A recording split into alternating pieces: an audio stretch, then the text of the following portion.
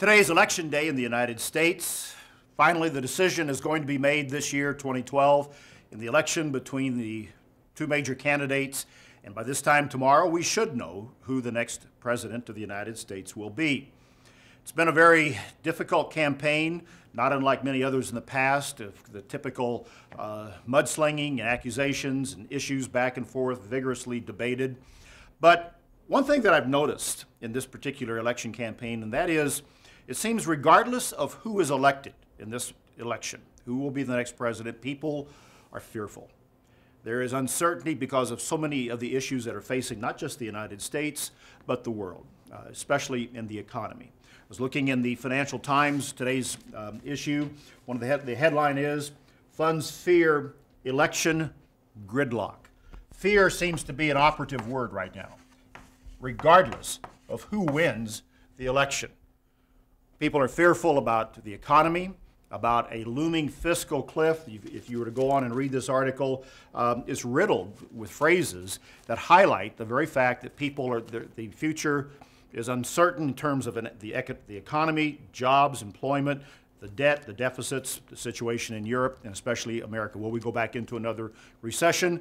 Will we hit a fiscal cliff in January with some of the tax issues that are involved come January 1st? Fear is the operative phrase. Let's stop and think about this, regardless of who you may have voted for. You've already cast your ballot. Maybe you haven't cast a ballot. Maybe you've been so turned off you didn't participate this year, whatever. Come tomorrow, November 7th, whatever the decision is, let's understand something, and that is the need for each of us to quit looking to an election, quit looking to a politician or government in any form, if human form, to solve our problems, to make our decisions for us, or to even help us to eliminate this problem of fear about our life, about the world, about the future. When it comes down to it, we really do need to begin to look to a higher power, to God, and a peace and an understanding that can come from that.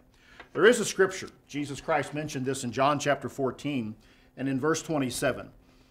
Well known. He said, "Peace I leave with you, my peace I give to you. Not as the world gives do I give to you. Let not your heart be troubled, neither let it be afraid." It's John 14, verse 27.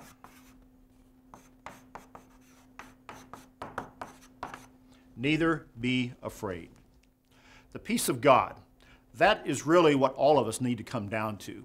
And if there's one decision that we do begin to make post-election, let's make it this, that we begin to accept responsibility for our own success and our failures and recognize that it begins with us and it ends with us, really. And if we can have that peace and that relationship with God, then we don't have to be afraid of what another human being is doing, about what policies a government might be making. And our hope is not in some elected official, but our hope is ultimately in God and in the realization that we are responsible for the decisions that impact our success and our failure. And regardless of the outcome of any election at any time, that does not have to jeopardize our inner peace and our success in life.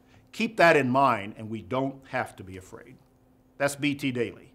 Join us next time.